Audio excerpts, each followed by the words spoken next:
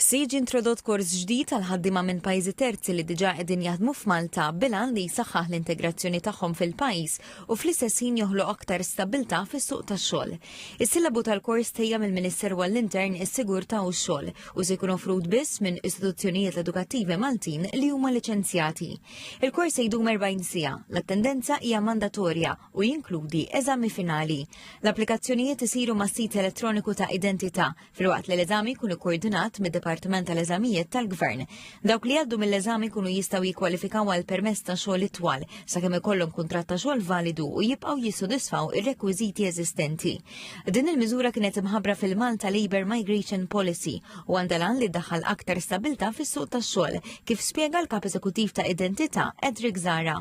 Dan il-kors huwa maqsum fit-tnejn fejn wieħed physically jattendi għall-kors u mbagħad the Exams Department ħajkun qiegħed jagħmel l-eżami għal dawk li jkunu għamlu l-kors.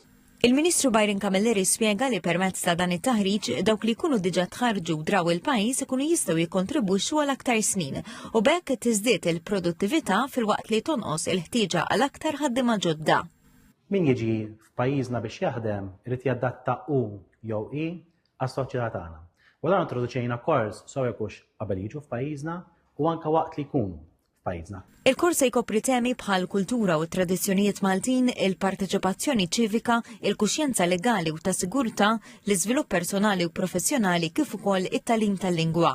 Is-sillabu, eżempju tal-karta tal-eżami u l-metodu ta' assessjar se jiġu pubblikati fil-jiem li ġejjin.